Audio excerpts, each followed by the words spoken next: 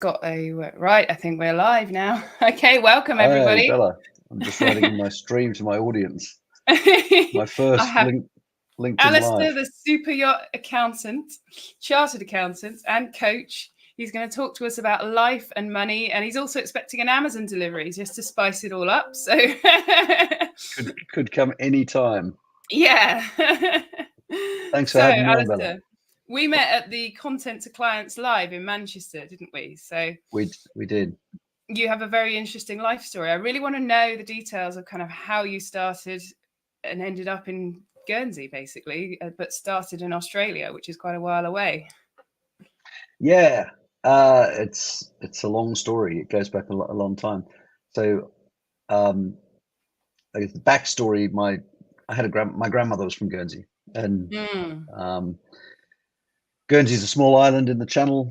For those who don't know, it's self-governing, so we're not part of Westminster. The Bailiwick of Guernsey is actually made up of 5 islands, and yeah, my grandmother grew up here, and then as war broke out, was evacuated to the UK in the 1940, and met my grandfather and had my father. So yeah, without that occupation of Guernsey, I guess I wouldn't be here. So there's a sort of link that goes right back. And I guess I grew up in Australia. We emigrated. I was born in the UK, and we emigrated when I was 2, and grew up in Australia with a father, I guess, who was very fond of it. Spent a lot of time in Guernsey as a child, so it was always somewhere that was talked about. So when I came overseas as a relatively newly qualified chartered accountant in the 1990s, I thought, why not go? I enjoyed sailing as well, so I came to Guernsey rather than to the UK Yeah. for a couple of years, and then went traveling and did lots of other stuff before coming back here in 2006. Great. So it's always been another home, so to speak. There's always been a connection. Yeah, I don't think I envisaged being here that long, but yeah, life took me this way, and I've got children here now, so Yeah. yeah, I've come and gone a few times, but there's definitely been a connection to Guernsey, and it's an interesting place to live. Yeah. It's got a And lot of no chains we were talking about as well. No brand name chains, no Costa, no McDonald's. we do have a Costa. It's a Okay. franchise. So we've got a few. We've got your sort of Marks and Spencers and your Boots, but there's none of the fast food chains have. We've had a couple that have tried. Pizza Express, Gourmet Burger Kitchen have come and gone at various stages, Oh, but okay. just haven't been able to. I think we're blessed with quite good independent restaurants, and Yeah, so it's great, quite a tough market to break into for that yeah, reason. Yeah. yeah, and great quality food. And it's with it being a finance sort of economy, employment resources there's very low unemployment. It's like a couple of hundred people. So I think for those sort of business models, they struggle to get the staffing right and that sort of thing here. That perhaps is easier in a larger country. Yeah, yeah, I can imagine. And your dog? Tell me about your dog. Oh, I post a lot about him. So I actually lost one. I had 2 dogs. I had a Scottish Deerhound I'd grown up with. I grew up with Scottish Deerhounds and was lucky Aren't they enough to get absolutely one. huge, Scottish Deerhounds? Yeah, he was a Mm. big boy. He was 42 kilos, 29 inches.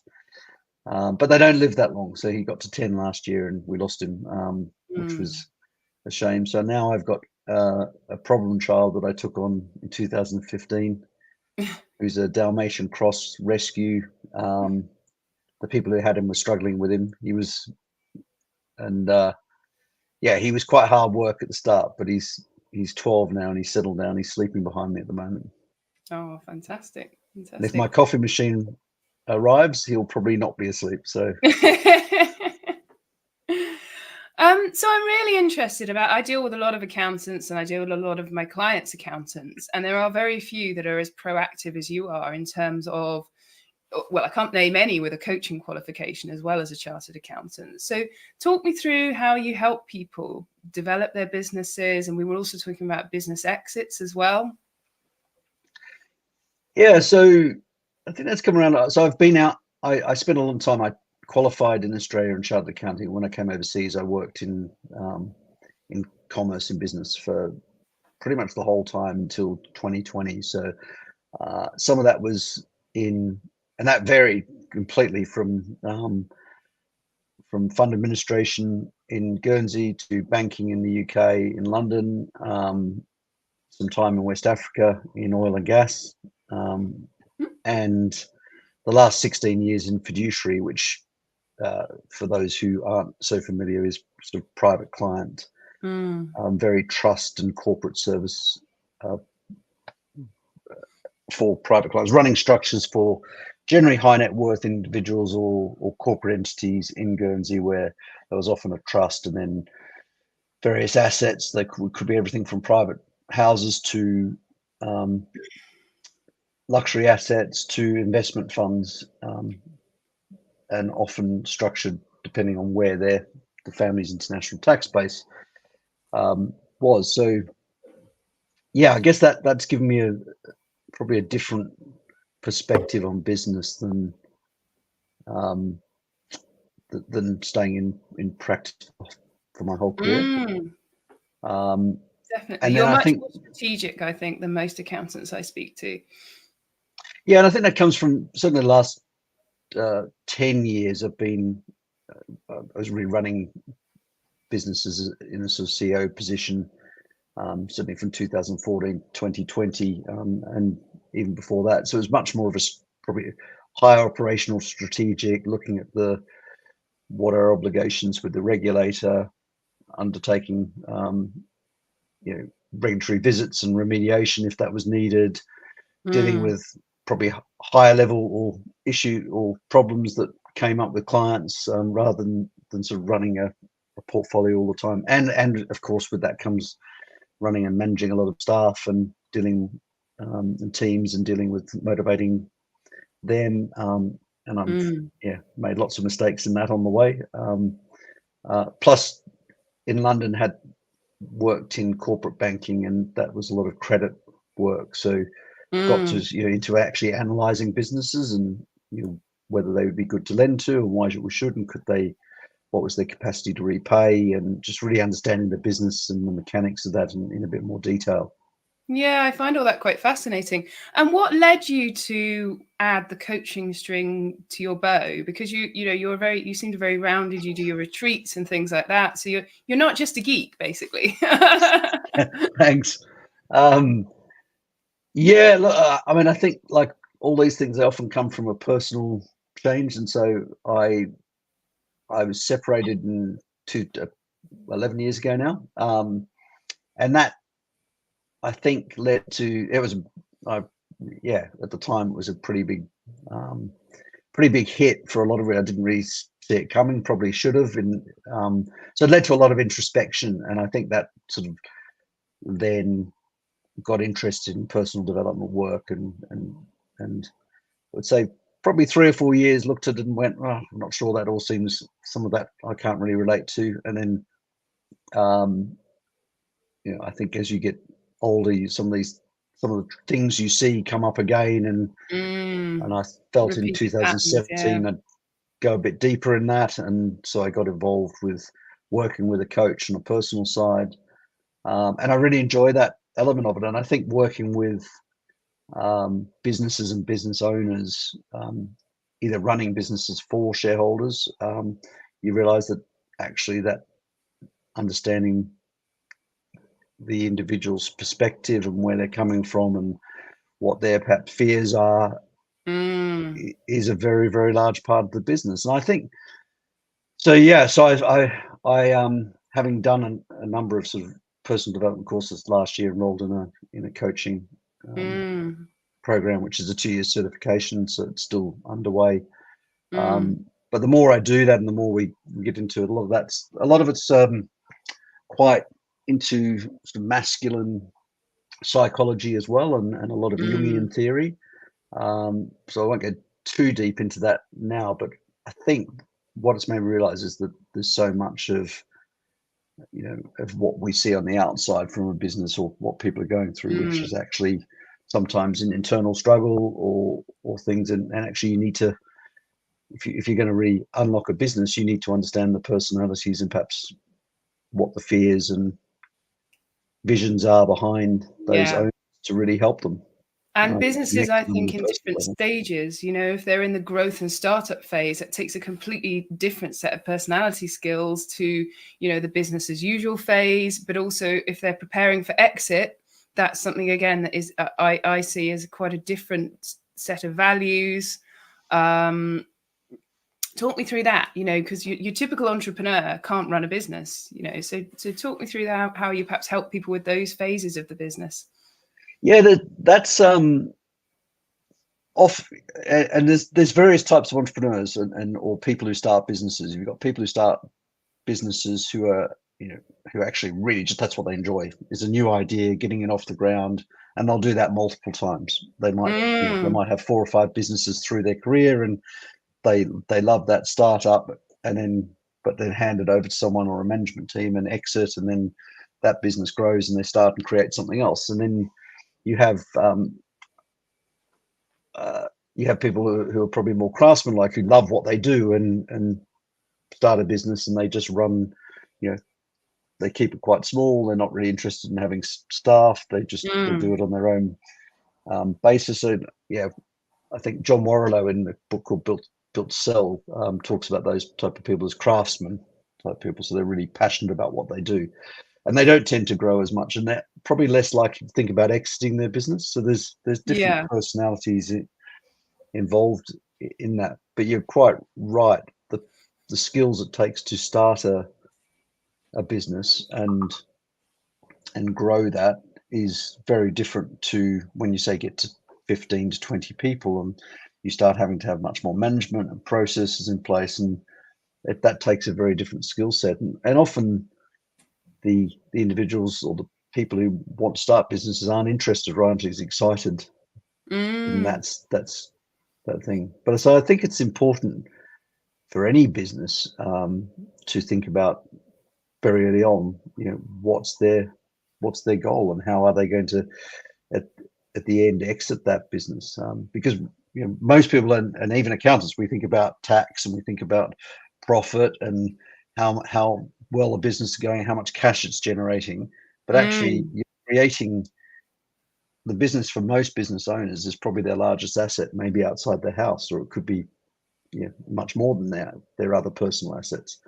Yeah. And it therefore makes sense to have a plan of actually how do you come to a point in time where you can liquidate it, and that may be planned. It may be that you have events that come up throughout your life, which we all have, that mean that you don't get to choose your exit time. I worked with an entrepreneur a couple of years ago who said you don't get to choose the time you sell your own business. You sometimes take, when that sale is offered or someone's interested in buying, that's when you sell. So you've got to be prepared at any time to do that. Exactly. And it's like saying that, it's like saying, well, shall I train to run a marathon? Which is sort of on my radar at some point when time and kids allow. But then you think, well, even if I was to do a training and train for a half marathon, it would still get me fit. It's like training to exit your business, as it were. And then I would have still done some of the things which would have improved my business, even if I didn't run the marathon, like you're saying, even if I didn't exit the business. And I was speaking to a therapist friend of mine. We recorded a podcast, and he said the personality types it takes to start a business can actually be considered, they cause fires when the business is running beautifully because they're bored, basically. So, if you take the other team members to one side, they'll say, well, actually, he does this, this, and that, or she does this, this, and that. And almost sort of creating drama where there is none, because they're missing the fireworks and the fun and the roller coaster of starting the business. So it's really interesting that it's such a different set of beliefs and values and behaviors. Well, I think you've got to switch to, as well as an owner, you've got to think about, well, what's someone going to want to be attracted? What is someone going to be attracted to if they want to buy my business? That's going to be very different than perhaps what attracts you. And one of things any acquirer will see is that the business will operate without the owner. So that letting go and putting a team in place that can run the business without you, so it's not reliant on you, actually makes your business more valuable. So you want to, and actually you create that space in your life to do other things. So if you're bored, instead of, as you say, creating drama back in your business, take that, channel that energy elsewhere, knowing that you've got a business that's running really well. And I think there's that's some of the sort of framework we take clients through, is looking at those areas, looking at, you know, how involved they are in the business, how much delegation that they've got. Could it run without the owner for 3 months?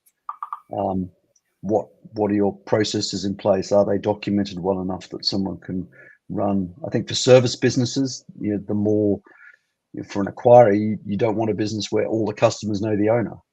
You actually, it's much better to have a business where those customers are they're not connected personally to the owner. They're with the team, and that will continue with a buyer. So looking at the revenue streams, looking at how, you know, and again, I'd say particularly for service businesses, if you can switch from being you know, very service, but almost productizing your business. So look at how you can, what do you do really well?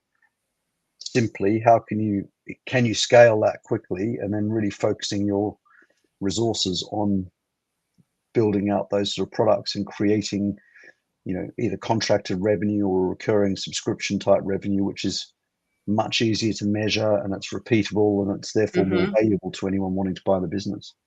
Yeah, and we often, as I deal with a lot of bookkeepers and accountants and their own businesses, and it's about, well, okay, have you got your software? And they will have, because they're in the trade, set up so you can look at the different types of business streams that you have and get really good management information on the different types of business streams that you have.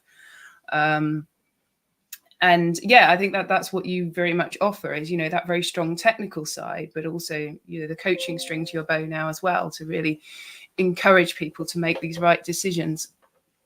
Yeah, and certainly that's, in my own business, that's what I would create, is that I'm actually probably more passionate about the coaching side, and I think I can add a lot more value on that as well. But I want to build a team that can provide that financial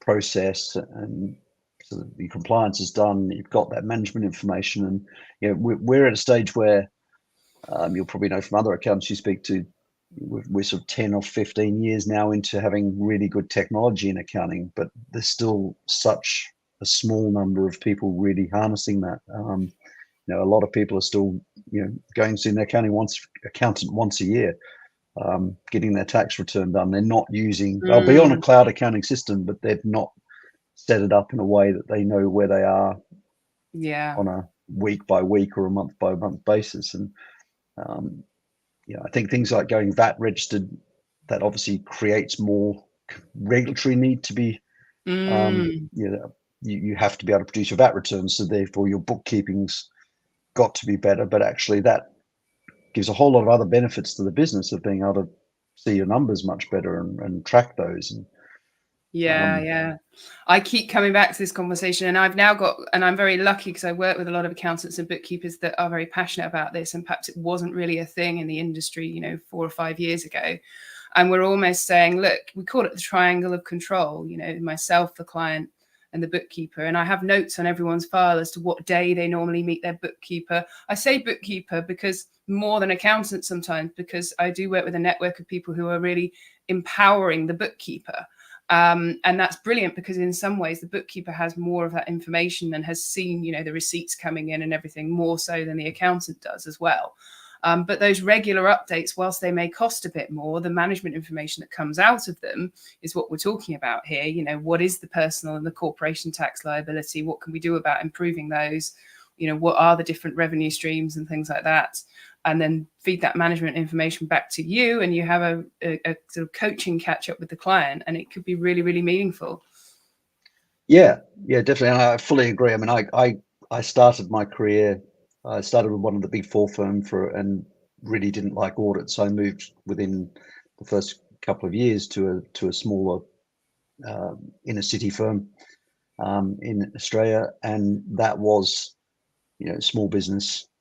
It was hotels in North Sydney, and bus companies, and doctors and consultants, and a whole variety of businesses. But it was generally someone would bring in either a cash book if you were lucky, or a box of receipts and check butts, and it was building those up. So I really understand that you have to have that base bookkeeping in place to get any meaningful information out. And I think where now there's also a lot of information you can look, which is not, that can be incorporated into that, which is non-financial as well. So you can always go another step and say, right, you've got your bookkeeping, but then also, well, where are your leads coming from? What's your conversion rate? Look at and bringing that non-financial information in, which actually helps you predict, well, where's your revenue going to go, and how do you control your costs, and do you have the right resources to how can you scale up? And that's something else we look at with businesses. How, from where you are now, if you were to go 10 times your revenue, how would you resource that without falling over? And I've seen that as well in business I've worked with. You can be comfortable at 15 people and hit 25, and suddenly everything starts creaking. And actually, a lot of those businesses will scale up and expand, and then they'll actually have to drop back because they've just not got that foundation. We were only saying that, I mean, the other day, no growth is in a direct straight line for anybody. It's always going to be a sort of up and down type process, but hopefully you're up and down, and your general trajectory is still up. Yeah, I think that's with the coaching. You mentioned it before with talking about the running a marathon, and I've certainly noticed and gone through this myself, is that I guess being an accountant, and I guess when you're working with someone as well, you often we're taught not to make mistakes. Like, mistakes are bad. You don't want to make mistakes. So, and that can lead up with very much going, well, if I can't do it perfectly, I won't do it. I don't want to do it because I can't run the marathon, so I'm not going to do a half. But actually, we have to make those mistakes, and we have to take those steps. And certainly I've seen this in my own physical training. If someone's think, well, if I can't do the proper workout and all the technologies, I won't do it at all. Whereas actually going and doing 10 minutes is better than doing none. And I think we can learn a lot in business from not being too perfectionist and go, well, let's try that, but knowing that, well, that might work or it might not work, and if it doesn't, we can adjust it. Sure, put some planning into it, but imperfect action is better than not taking any action until it's right. Yeah, that's been a massive learning for me lately. And I think I'm getting better at it, hence the LinkedIn lives. And then, they will go out with a bit more forewarning soon once these get a bit more up and running. But most definitely fail fast, fail forward, and get on with it. Yeah, exactly. You've got to be prepared to make the mistakes. And, and I think that's where coaching, coaching is such a great, if you look at any elite athlete, they'll have a coach. And now that coach might not have been an elite athlete himself, but that's not the point of, the coach doesn't necessarily have to have done everything to that level in that industry. It's about being someone who can notice what you don't notice and make those breakthroughs. And what you're doing, the process is bringing your faults or the things that need improving into conscious awareness, because it starts in the unconscious. And once they're in conscious awareness, I have this, I'm a horse rider. I have been since age 4. I've ridden for 38 years. And they always joke, you learn to ride a horse, then you die, and I have my right arm used to sort of wiggle and do the wrong thing for the horse because I broke my right shoulder, but that's actually quite good now. And now my left arm's misbehaving. And, just the fact that I can't even tell my own body what to do properly after 38 years, you just think this is insane. But, and then at least I say to my instructor, at least it's in my conscious awareness, and I have to just pat myself on the back for that. I haven't fixed the problem, but I'm consciously aware of it. Yeah, that's absolutely and I think we all need someone to help us identify those things and then go through those. And that happens with the way we interact with people as well, and the sort of dynamics that you get in businesses that, I've spoken to a lot of business owners recently who, I can't get I can't get my staff to do that, or they're not doing this and the thing. But actually, Mm. often that you need to look at, well, how are you showing up? What are you bringing into that relationship to create that dynamic? And it's not till that responsibility internally and look at your own behavior and think that you can start changing how then that shows up in the world around you. Most definitely, yeah. And they say that, whether you're running a business, whether you're talking about the spirituality, we are just a mirror of the world, basically. We are our own mirror, as it were. So, yeah, you can't get away from these things. No, But I no, think you very much bring the technical expertise as well, which I think is just such a lovely combination. So somebody can come to you about their business. You can look at the systems, the processes, the IT systems, the people side of things, the chartered accountant side of things, and of course the coaching and the forward thinking and the sales. So there's a lot there all in one place, which is a really important thing as well with a coach.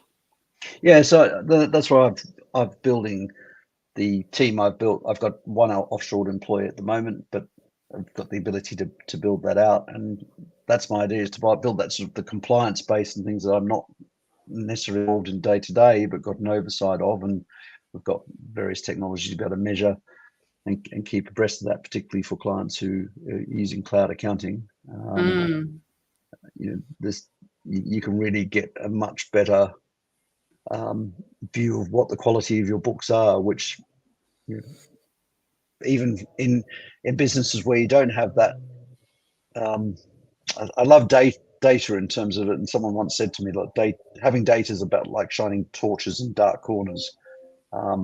You suddenly, or you're putting lights on things you couldn't see. Without that data in your business, you can't see what's going on. So if you've got someone who's doing the bookkeeping, but until you actually got a system where you can go and look at the output of that, you don't know what the quality of it is. Whereas a lot of the tools we have now allow you to really be on top and measure that quality.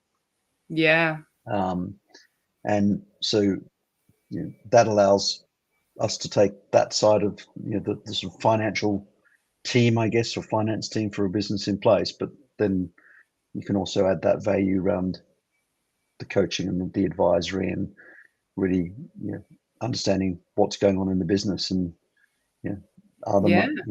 from a financial point of view, are the margins there? Where can they look at costs? If they got costs under control, are they charging the right price for what they're selling? Are they calculating that correctly? And then looking at cash flow, and but also looking further afield. Well, how are you going to make this business more valuable? What are the things you need in place? I think that's the thing. It's just having somebody sort of, take you to the top of the mountain and say, right, let's get the perspective on this. Yeah, and we've got a sort of 12, almost a module program we can run through where first we can actually sit with an owner and look at the business, and from that get an understanding of where they are, benchmark that against their industry, but then actually take through a coaching program which looks at each of those areas and how it can be improved. And clearly every business will be different. Some will be very good in some areas and lacking maybe in others. But I think one of the first points in that is always going to be your financial performance. Like, if you're ever going to be in a position where you need to sell your business, you need to have robust accounts. That's probably the first thing anyone's going to want to look at.